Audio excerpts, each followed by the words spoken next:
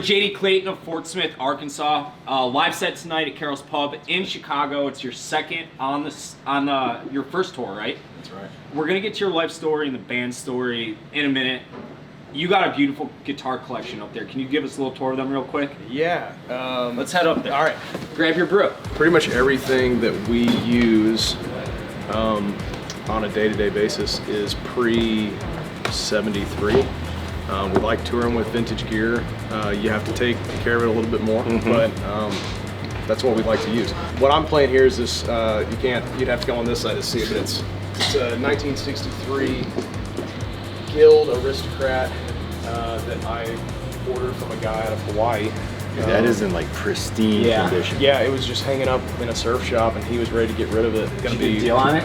I wouldn't call it a deal. If a lot of money was a deal, then yes. As a non-guitar guy, why the preference on vintage gear? Is it the look or is the sound? I mean, there is an aesthetic appeal for sure, but mostly.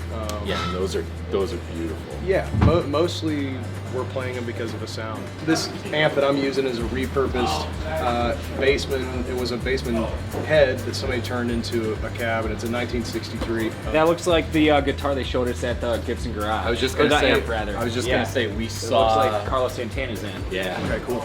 Have you guys checked out the Chicago Music Exchange? We just did. You just did? How was it? It was awesome. Yeah. Yeah, we couldn't afford anything, but it was No, cool. right? Cool. I've been on the website. I've been inside a few. That's not far from here. I can play like 3 chords very poorly on a guitar, like C to G to D and shit like that. But like being in there, I'm like, it's awesome. It's pretty awesome. So let's go talk band, music, all that shit, huh? Okay.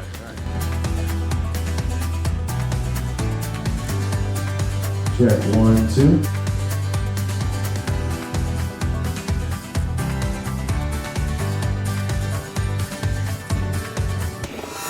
What's up, everybody?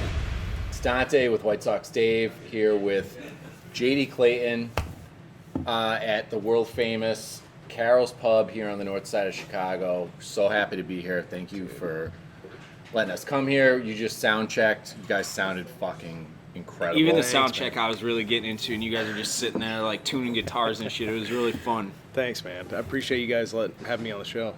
I mean, I'm a huge fan of Ed Worm, the owner here. Yeah. Everybody that he books just seems to either already be established and a huge name or on their way on a rocket ship to success. So the fact that you're here, when we lined this up, I was like, all right, I got to check this guy out. I dove into your music a few weeks ago and was like, you guys are pretty fucking good, man. Thanks, man. Thank you. Give us your story. How did you guys get started? How did you get started? Yeah. So the full story, I guess, it would start when I was in high school. My dad was a pastor, Which is what, like last year? Yeah. How old are you? I'm 27. 27. You look like you're like 22. That's great. So Yeah. He's got a little bit of the Marcus King vibe. Yeah, Little baby face with the- I'm trying to the stash. I was trying to like change, not be so baby face, but I can't even grow it in the middle. It looks good like that. Yeah, it though. does. Thanks, thank you. So church band? Yeah, so Nice. Dad was a pastor, so grew up in church, playing in church, and I don't know, senior year of high school, I had kind of always dabbled with guitar and stuff, but a friend of mine asked me to come play the graduation song for our graduation. Did that and was hooked. We just had a blast doing it. When you say dabbled in guitar, did you teach yourself? I just Did you played, take lessons? no, I just learned from Self-taught? YouTube videos and stuff. Marty at Schwartz home. guy. Yeah, dude. It's like this guy right Marty, here. Marty Schwartz is a legend. He's a legend. We interviewed him like 4 or 5 months ago, and I mean, Dave was in awe. Yeah. it's just cool. He's self-made, and Yeah. he's had his hand in music as much as anybody over the last however long he's been doing his YouTube series. So That's right.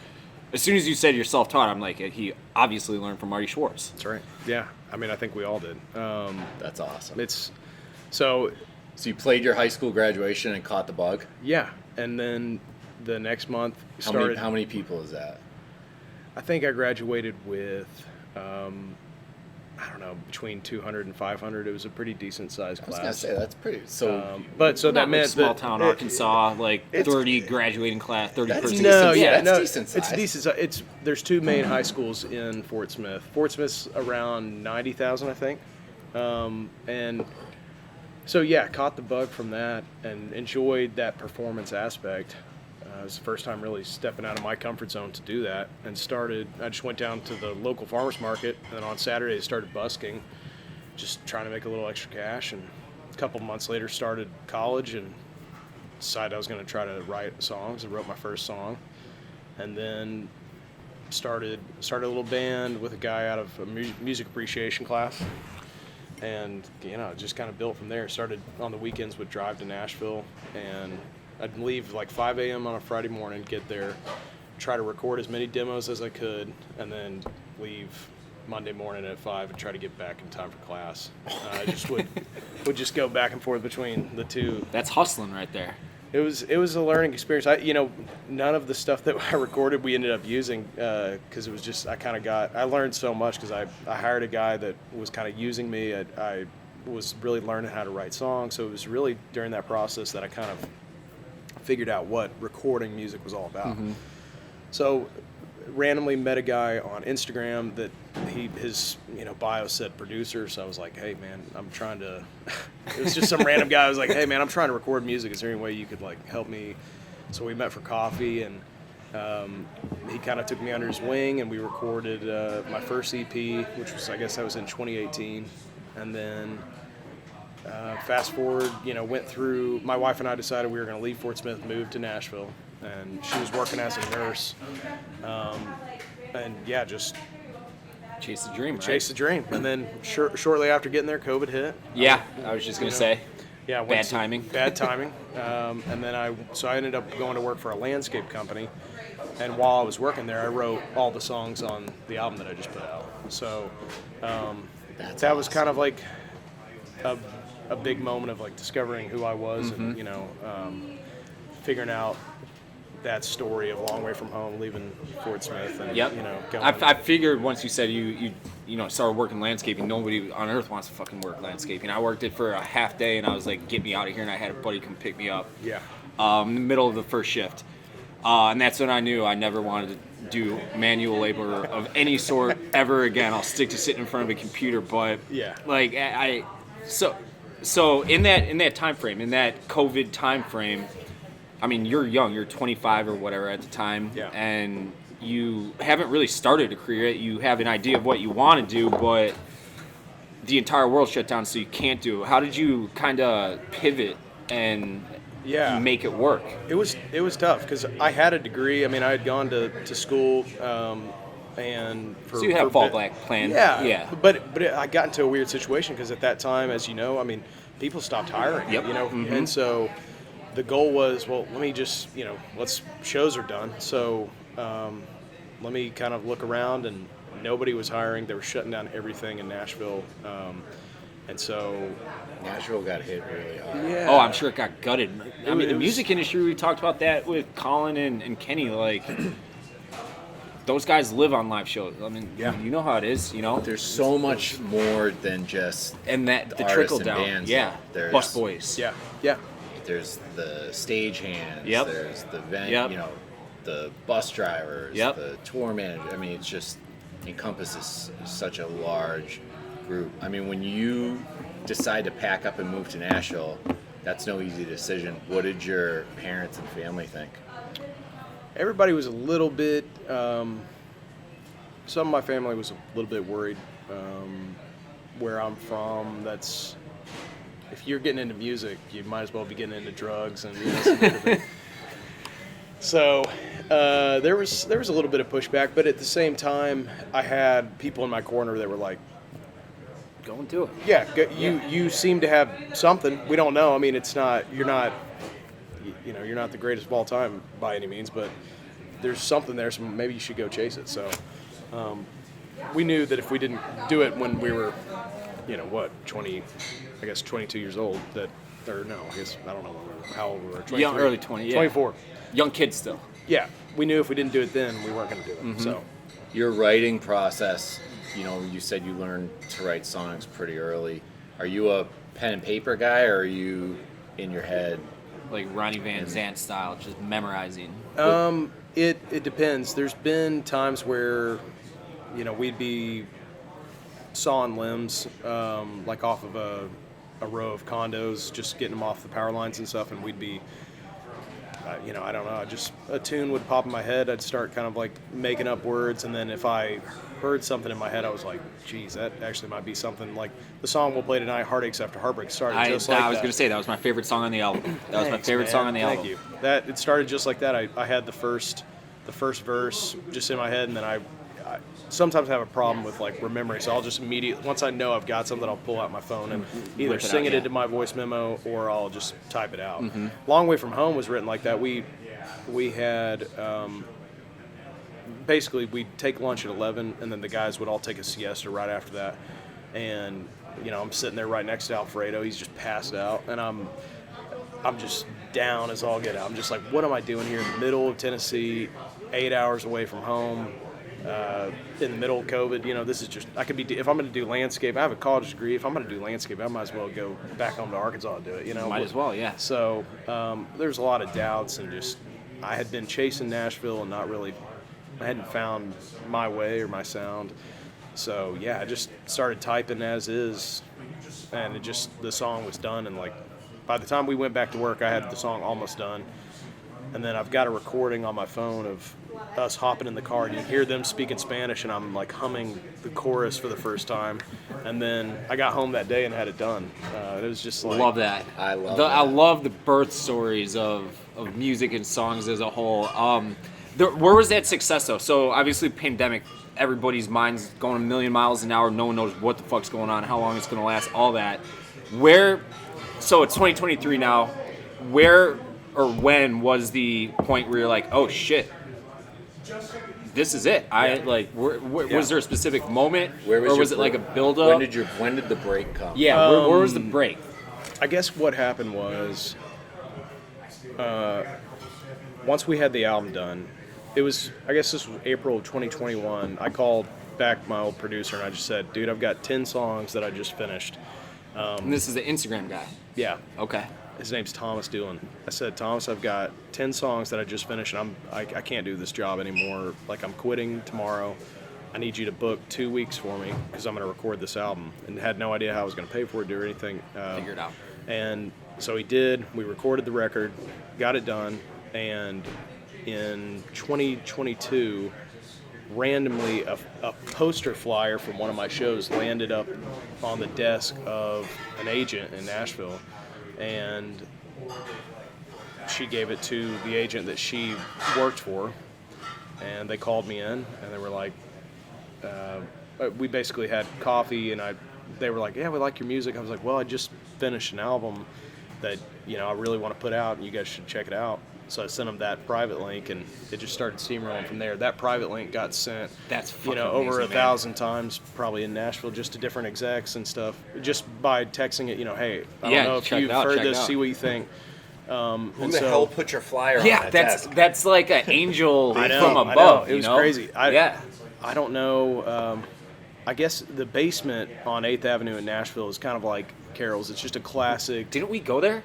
Yeah, I bet you did. We went there. We were in Nashville in June, and we went there. Yeah. Yeah. So it's a classic place. So I think these agents were always checking the flyers to see like if something popped up. Yeah. Who's this? You know. Right. So the T-shirt that we have, it's just like a cartoon image. The album cover, the cartoon image of my face. That was what the Christmas flyer was that ended up so on. It's all coming together. Comes back to the Gap mustache, man. It gets people. That's just an awesome story. Like so it starts snowballing. You said, and steamrolling a little bit. Yeah. What was that like? All right, are you starting to get noticed on the streets and shit in Nashville, where it's like, hey, JD Clayton, like saw you last night, you know? I mean, no, not necessarily. I mean, we still have a really long way to go. But you guys are on the right path, right? Yeah. I think it just really. I think we saw some growth when we built the whole team. We had management, agencies, and kind of all started working together to put the album out, got it ready, and to build some steam. they started calling for favors. Like a Randy Rogers band down in Texas. Like, can we open for you for 3 Yeah. dates? Things like that. Trying to support acts, that are bigger than me and try to slowly build a fan base. So that's kind of what's been happening. We've just, and then put the album out and the streams have started to go up. So by no means are we, what I say, we're there yet, but we're definitely, we're going to keep grinding, It's your first album. You can't That's say you're a right. finished That's product. right. Yeah. You got a whole lifetime of making music ahead of you, that's know? right. But you are on, like, I'm not even the world, I would say I'm not a country fan for the Yeah. most Yeah. part. I'm more, bluesy rock, which I know there's parallels, but Yeah. I've given your music to, I don't know, a half dozen people call it, and I've specifically given it to people that are like country to the core, country music to the core. And I'll get a text from like a day or two later, like, hey, who was it? Who'd you send that? Like, I need that album. And I'm like, JD Clayton, he's really fucking good, isn't he? So That's crazy. Like, if I have an ear for it and it hits me right away, Yeah. I'm sure you are doing something right, Thanks, man. Thank you. That's kind of where we want to be. That's the favorite type of music. I mean, I wouldn't say we're really trying to go down the main pipeline of country. Country serves as this kind of umbrella that it's its own music industry, and underneath that you have so much. Right. We like to fit in that kind of Southern rock, Americana, blues, those areas. Like, of on country. that note, Turnpike Troubadours is one of my all-time favorite bands, and they're like country adjacent-ish, I guess. But it's really cool, and I personally am looking forward to showing off and being like, hey, we interviewed him on the ground level when you're winning Grammys one day, playing with Chris Stapleton. Man. Have you Thanks, got dude. to meet, like, or let's start here. Who are your influences as a musician? Yeah, definitely Chris Stapleton. We have not met. We have the same team. Okay. But we've not. We're represented by the same management, but I haven't met him yet. So I hear great things. I know he's a great guy. But yeah, Chris Stapleton. Out of left field, a little curveball would be Jack Johnson, the surfer singer. I love Jack Johnson, yeah. He was a friend of my dad's. Went out to California on a trip, and when he came back, he had 2 CDs. One was Jack Johnson's Brushfire Fairy Tales, and then Room for Squares, John Mayer. And those 2 records, I guess this would have been 2002 or 2001. Those 2 records were all my dad and I listened to in the car on the way to practice or anything forever. And so that was kind of like all I knew. There was this side over here that was like Creedence Clearwater Revival, Leonard Skinner, classic rock, and then Jack Johnson, John Mayer, early 2000s singer-songwriters, Norah Jones. We'd listened to a little bit of Tracy Chapman. These are like all of Dave's You're favorites. really Really hitting me in my feels right now. Nice, Oh, yeah. dude. That's all I knew. So when I was starting out in Fort Smith, well before we moved to Nashville, it was all just kind of this R&B groove stuff that we were trying out, and a little bit of reggae mixed with some roots rock stuff. So it really wasn't until I moved to Nashville. My dad hates country, and so we didn't grow up with it in the house. That's how I was too. I just listened to what my dad listened to. Yeah, so I didn't learn about country until I moved to Nashville, and then just So was you're hit with disappointing your this- father right now, singing, Oh yeah, putting out a country. Oh, yeah. Who's not disappointed their father? My dad doesn't even want to talk to me. He only does because he's like socially obligated to. Yeah, no. You do what on the internet? My dad and I have a good relationship, but yeah, he just didn't like country, so we didn't listen. And once I got to Nashville, I was given a heavy dose, and it's changed me for the better. I don't listen to a lot of stuff on the radio. I'm a huge fan of late 50s, mid 60s country, and then some country funk that came out of the early 70s. But John Prine. love John Prine. Love John Prine. You're in the right. You say John Prine around these parts, Yeah. He's a legend. We're big John Prine fans. We listen to, that's kind of all we listen to in the car is just, call it vintage music. Oh, yeah. We listen to, that's kind of where we stay. So, Americana. yeah, man.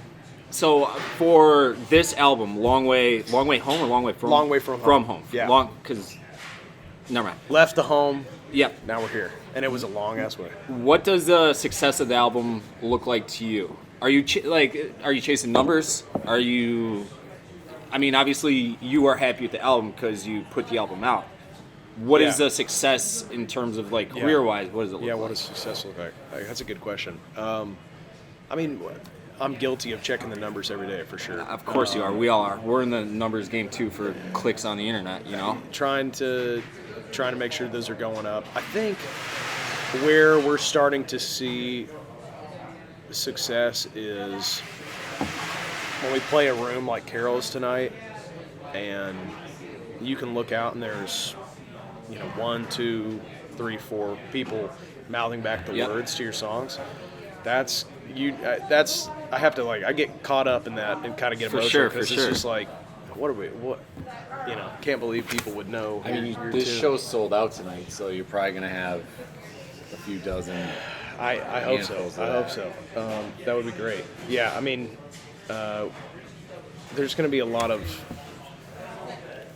Tanner that is playing the show tonight as well.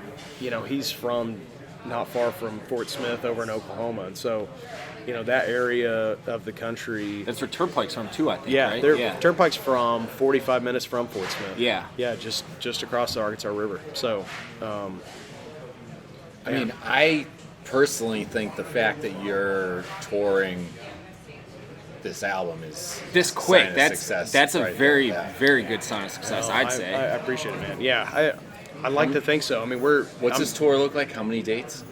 I think in total it's close to. Right now we're just backing up to March. I think it's 20 something. But I'm kind of at this stage where we just kind of have to take shows as they come. So we've got 8 or so shows in Colorado in a week and a half. We're opening for Dwight Yoakam in Arkansas and Oklahoma. Nice. That's going to be awesome. A big stadium in Little Rock, Arkansas. So that'll be a first for us. Nice. And then we'll go back to Colorado in March with Pat Green for spring break, Texas spring break. That's going to be crazy. There you go. And then, we're just kind of taking it. We might record another record in April. And is that pressure from the label? No, I'm not on a label. I'm still independent. It's pressure from me. I'm starting to have, more songs come out just at home, and I don't know. I like the idea of having content. Yeah, for sure. You need it in 2023 with the attention spans everybody has. Right, yeah. Attention span of gnats. Yeah, exactly. So I'm trying to, we'll see if that happens.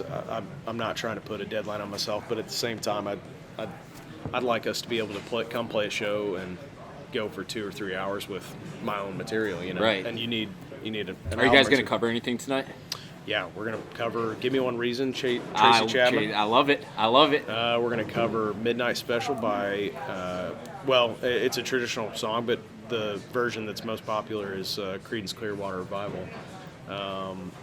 And then we're going to cover a Leonard Skinner song called Mississippi Kid, but we kind of change it to our own, we call it Arkansas Kid, yep. Yeah, love that. What are you looking forward to on the tour? Man, I'm really looking forward to Colorado. I grew up going to Colorado my whole life. I think the first time I went, I was 5 weeks old, and my parents are big outdoor folks, and it's the best. It is the best, but I've never played a show there, so that's Red Rocks one day. Yeah, man, I hope so. It's going to be just to play some of these clubs in, Colorado Springs or whatever. It's going to be a blast. Yeah, I can't wait. So, I'm hoping. I think we're playing Rebels and Renegade in October in California. So that's going to be our first. I guess technically my second festival, but that's a first for us to go that far out west for a festival for an album. We're really looking forward to that. Brandon and I, the videographer, we were talking about Andy Frasco. I mean, are you familiar with Andy Frasco? I am not very well, but I know some of his stuff. He's the absolute man. Get to know him on just a human level. Yeah, wild man. Okay. But he's been on our show. I don't know, easily a half dozen. He's a friend of the program. Like, I have his number at this point. Hey, what are you doing tonight? But nice. like he's gotten a lot of his success playing in the festival circuit in front of 100,000 people when probably 10 of those people know who he is. Yeah. Next thing you know, half that audience knows, oh, this guy's fucking awesome. And then it spreads like wildfire, So it's. I really think this year's going to be a monumental time for us. First time, having a full-length album out and playing in front of, crowds that we've never had an opportunity to tour in front of. I mean, if that doesn't make a difference, I don't, Is there anything that makes you nervous? Good question. That is a good question. I get a little nervous before each show. Yeah. Oh, yeah. I mean, just like athlete shits before a game. I get those pretty bad. So I'm not fun to hang out with right before a show. You seem pretty calm and cool right now. Yeah, I was watching up there. You were in your sandals, just like, obviously there's nobody here yet, but you seem like even keeled. Very chill. I don't think I let on how nervous I am, but when I get up there, I'm pretty, just when we start, there's a million different things that could go wrong, and they have, and so the beauty of live performing. Yeah, the beauty of live performing, and so some nights we're really comfortable. Positive. I gotta ask because I've listened to it 50 times this week. First off, how did you? I hope that you wrote this before I ask this. How did you write "Brown Haired Blue Eyed Baby"? And what made it pop? Like, how did great question. I mean, it really, talking numbers, you got a shit ton of plays on that song. I think it was the fourth song I ever wrote. I wrote it for my wife, who was my girlfriend at the time. She has brown hair and blue eyes. Wow. It's not... Talk about a present. It was... I was really happy when because that was one of those songs that I had worked on during that period in college that we couldn't get done correctly. So once I started working with Thomas my senior year of college and we put out that first EP, that was the first time I really got to be in a studio with real session musicians and watch them work. And so to finally hear my song, come back like that, it was like, golly, this is this is terrific. Like chills and relief. The fact that was one of your first works. Yeah, the song's 5 years old already. It's crazy because of how descriptive it is. It's very unique. Not just, the writing's awesome, lyrics are awesome, music's great, but thank you, man. Cadence is different. Yeah. It kind of takes you on this ride, and then at the end there's that cliffhanger. Yeah. And then for a young artist to have the balls to do that, and then for whoever your producer is, I forget his name. Thomas. Yeah. Yeah, for Thomas to let you go in that direction, and not be like, this kid's Did you pull from John Mayer at all in that song? Oh yeah. Well, to be honest, love is a verb, right? Well, I could sense it a little bit. There was a lot of people that were telling me it was like slow dancing in a burning room too. I'm trying to hear them both simultaneously in my head, but there's a lot of influences. To be honest, it wasn't like I was going in to try to steal from that song. No, of course. I didn't try to make it sound like no, that. No. Yeah. Yeah. I mean, he's one of a huge influence of mine. So when you spend that much time listening and trying to emulate another artist, that's the cool thing about each artist that we listen to every day. They had influences that they were trying to copy. They worked really hard to do that, and in doing so, they failed. And when falling short, they became their own artists. Exactly right. And so that's kind of a beautiful thing. So when you're, I'm never going to be John Mayer. 45 years old or whatever, and you're on stage, whatever stadium, I feel like for especially musicians, because it's not like athletes. It's like, oh, I emulate my game. It's like you can't really do that because you're playing against someone else who's trying to force you to fail. But with music, it's a constant evolution of like you go, all right, you can go all the way back to the 30s with like Ry Cooder and guys like that, and they evolved into guys like Chris Stapleton and you, and like, should it happen one day, what, like, I feel like to a musician be like, hey, like, I based my guitar playing and my singing off of you. Like, is that something that's a goal of yours or something that has happened yet?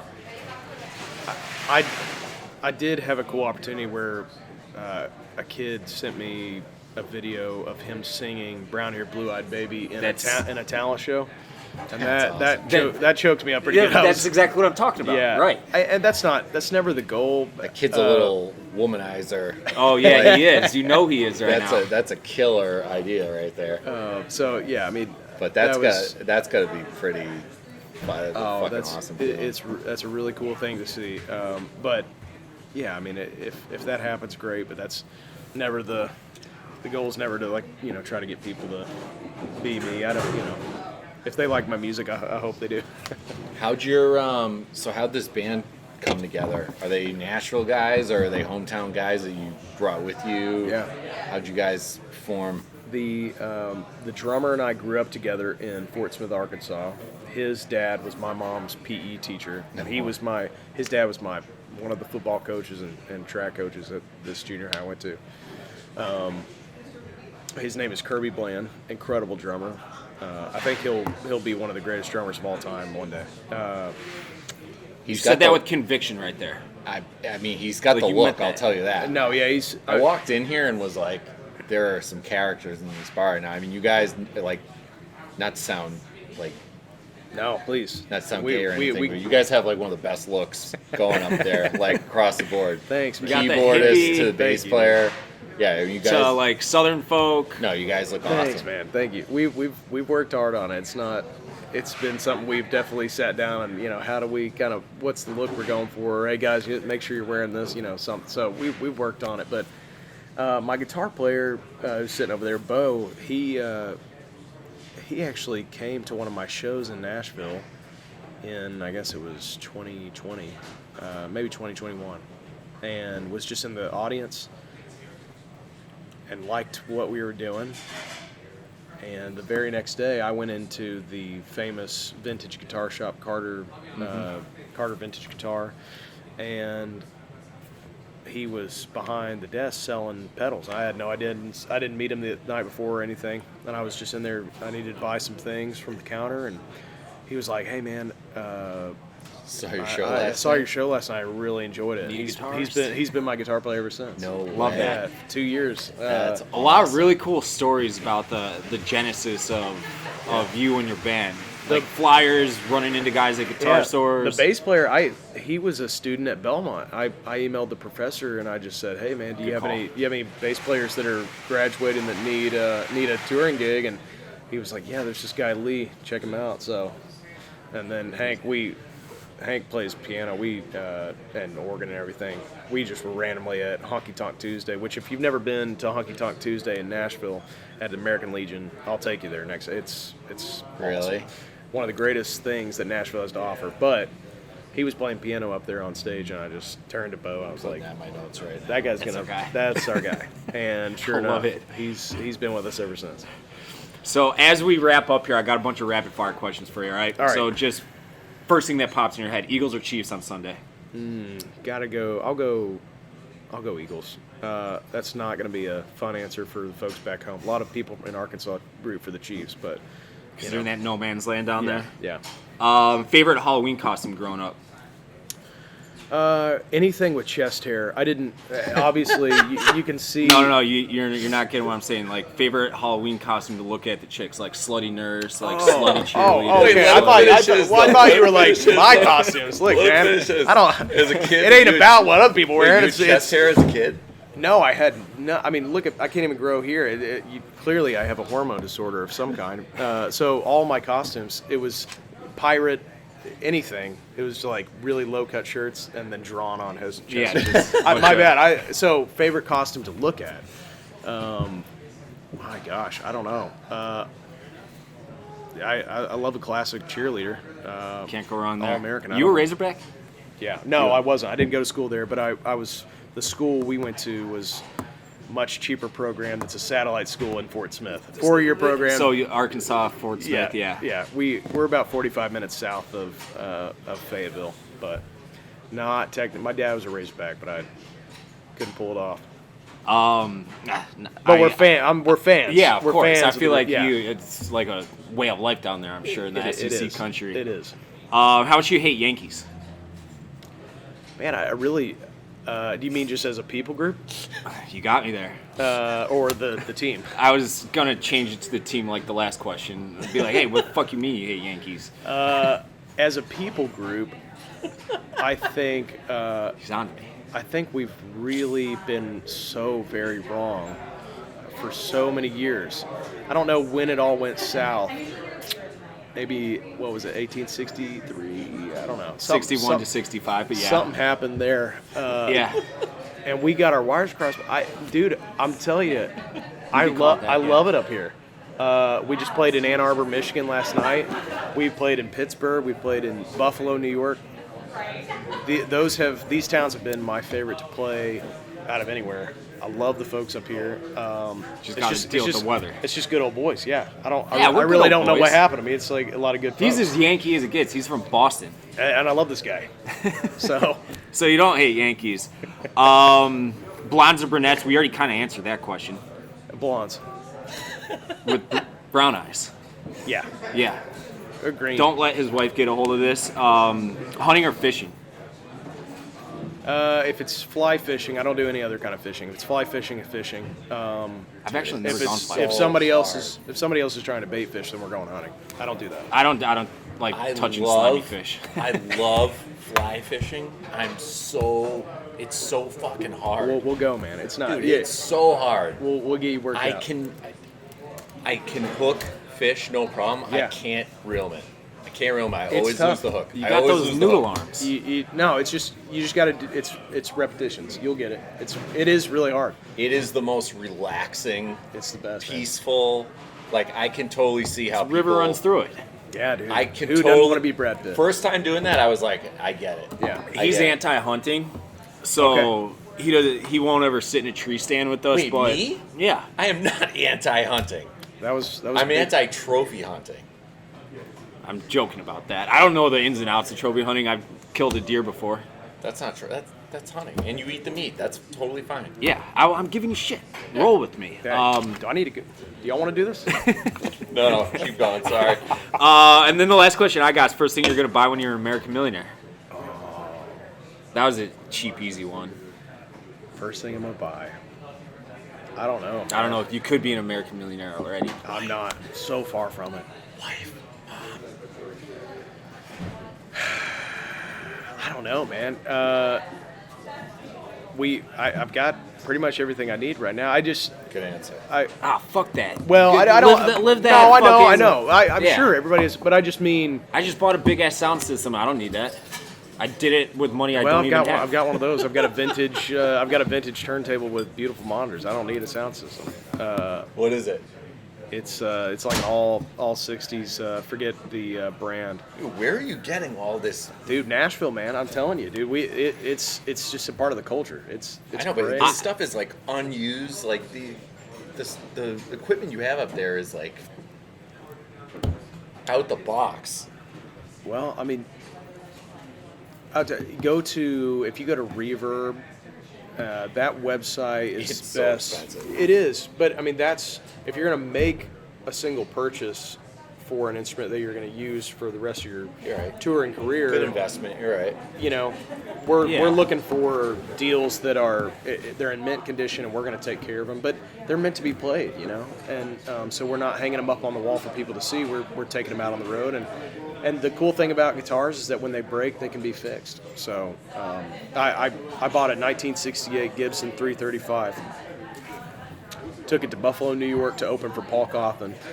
Got it, walked into my hotel room, put my guitar on the bed, opened up the case, and grabbed the guitar, and the headstock was like this. Oh no. All the strings were popped off of it and completely snapped in half, the neck.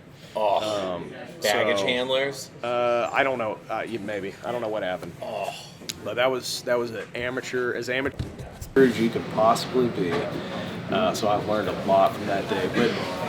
But was able to give it to my buddy. Shout out to Dave Johnson, and it's either Dave Johnson or Dave Johnson, Nashville, Tennessee. He plays like a charm now. Dude, I couldn't believe, again, not being a guitar guy, we went to the Gibson Museum in Nashville. Oh, yeah. Right on, yeah. Dude, the prices on some of these guitars. 15, 20,000. We're in an inflated market right now. I mean, Bo, my guitar player, works at Carter, like I was saying earlier.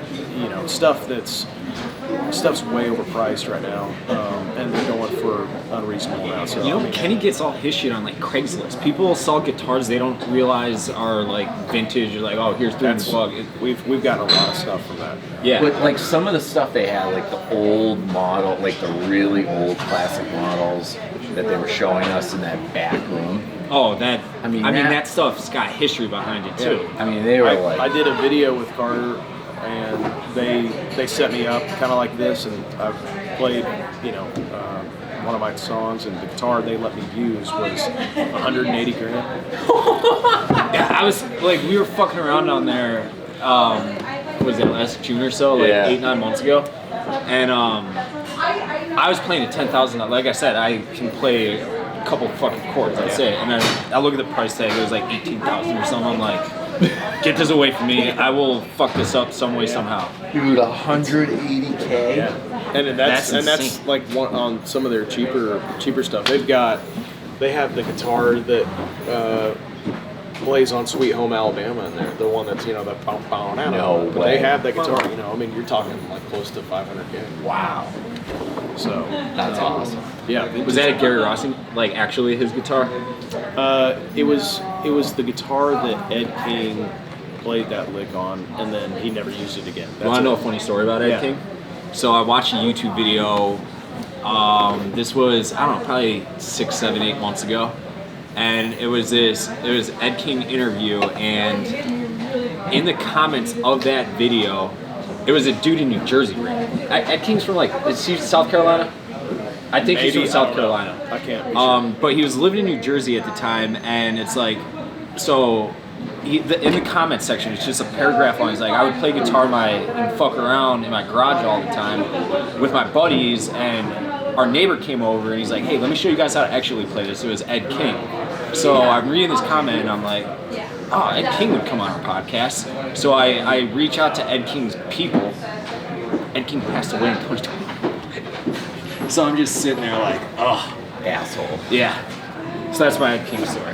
Nice. Good one. Nice. Yeah. Good one, Dave. Yeah. All right, let's bring this home on a better note than that, please. Tell me you have another rap. I got nothing. Rest in peace. Is there anything you want to get out to the people before we wrap up? I mean, this went way longer than we anticipated. I'm sorry about Yeah. that. No, Sorry no, for taking your time. you're not. When, I'm glad to be on here. if you could, you said one of your goals is to knock out the second album. When would you ideally Get it out before the Windy City Smokeout and come back here in July or August or whenever it is. I think they're already all booked up. Talk to Ed. He'll be here in a minute. Yeah, I'll talk to him for you. All right. If they can't have us this year, we'd definitely love to come in 2024. Man, I don't know what's going to happen. I'm happy to be in Chicago tonight at Carol's Pub. We're taking it day by day. I'm just excited that people are liking these songs and listening to them, and the fact that it means something to them is pretty special. I actually do got one thing to wrap up on. So I'm Googling, because there's not a ton on your backstory yet, so I'm just Googling San Francisco Times or something called you corny. Do you know what I'm talking about? Maybe they did. I don't know. Google your name. It's the first article that pops up. Oh gosh. All But right. it says it's like, it said something about fucking corny, and it was like, that was I'm kind so of... sorry. No. I'm so sorry. No, I mean, No, here. there are. But I was going to say, you want to Not rebut everybody's them gonna right dig now. Hold on. Well, he didn't know about it until you brought it up, so. I bet you he knew about it because he reads the internet comments just like we all do. I swear I didn't know this one. I've read a lot of the stuff that's come in, but I haven't read this one yet. JD Clayton offsets corniness with refreshing honesty. I don't even know what the fuck that means, but I was like, Offset. I think it's a backhanded compliment. that's- that's what it was. I know Offset's that's what it is. corniness. is what that is. But Well, there's nothing what's corny. his- It's a fucking outstanding album. What's his name? we're gonna tell him to fuck himself. Scott Stroud. There you go. Scott Stroud. Oh, you gotta go back. Well, is that it? Scott, I hope you're doing well, man. I think you meant a nice thing, and so we're gonna leave it at that. I appreciate you, man. Thanks for writing about me. I like to tell people like Hey, that. all press is good press, right? I agreed, and I like to tell people like that you're mad at your father, not me. Deep down. So Who's not? He's just like right in the meaty part of the curve. Like I am as a son. Just right in average, you know? That's not a bad place to be. No. Where have all the average people gone? Right in the middle. I'm happy with that. that's good. Actually, a great question. Well, I didn't ask it first. Roger Miller, if you don't know Roger Miller, he's kind of a John Prine of like the 50s and early mid 60s. So check him out. I don't know what else. Thanks for listening to Barstool Sports with Dave. It's White Sox Dave. And What's the next song coming up? the next song? We have a song. Not to hold your feet to the fire. We have a song called "Dirt Roads of Red." That's just kind of like a funky song about that part of the country where, in between Arkansas and Texas, where the dirt kind of changes to that. I got the idea from that. I think we're playing that tonight. I mean, it's just kind of a funky tune. I didn't want to overstep my bounds. Put you guys in this box when you were describing your sound and your influences. Me personally, when I first started listening to you, the thing that stood out to me and that I loved about your sound was, like you just said, like that funk. Like you guys have a very strong bass player that's very prominent in all your songs. You've got the organist. You have these sounds that aren't, first off, obviously not commercial country, but aren't, when you think country music, the first things that come to mind, which I love, makes you stand out. Yeah. And I mean, who are some artists right now that you, not to say you're on the same level as, but you would say are like similar, you're in the same lane as? Well, I think we aspire to be similar to Chris Stapleton. A lot of what he's done for music has been a big influence of ours. Brent Cobb, Kendall Marvel. I think the stuff that Zach Bryan is doing for country music is a really good thing. Taking it, stripping away a lot of the excess and just writing, really deep songs. I mean, we need more of that. So good. Yeah, I mean, at the end of the day, it's kind of like what you were talking about with, liking or disliking Yankees. As the people that live up yonder, country music is not for Southern people, and that's a really messed up thing that we've gotten into the habit of thinking. Country music is American music. And so with this album, Long Way From Home, the goal is just to make music that Americans love. And I think, your Bruce Springsteens, your Creedence Clearwater Revival, stuff that we want to play whenever we're at a baseball game. Yeah. That they can just throw on real quick in between innings. That's the goal here. It's just to make people happy. We're not trying to be the next Morgan Wallen. We're not trying to be... No offense to Morgan Wallen, he's crushing it. We're not trying to be anybody. I like writing songs, and if folks like listening to them, I mean, I think you guys are really about to find your groove, especially once you build your discography out. It's going to be fun to watch from a distance, and like I said, I love the album. It's outstanding, and I can't wait to see what you guys are looking like 5 years down the road. Me too, man. I'm excited. Succumb to a crippling opioid addiction now that once you become a world famous star and all that. Don't do that. Yeah, stuff. no, yeah, totally. It's not uncommon in the my brother-in-law is a DEA agent, so my cousin. I'm not trying to get into all that. Yeah. This was a fun one. Thank you so much. Thank you. guys. Thank you so much. great Super meeting excited you. for your for the show tonight. Yeah, me too. Thanks for We're having gonna me have to on. steal the table from whoever this asshole is. So. Yeah, no, he's definitely Pumped to see you guys. This has been great meeting you, great talking to you. Thank you for taking the time. You too. Good luck Really tonight. appreciate it. Thanks, man. Appreciate it.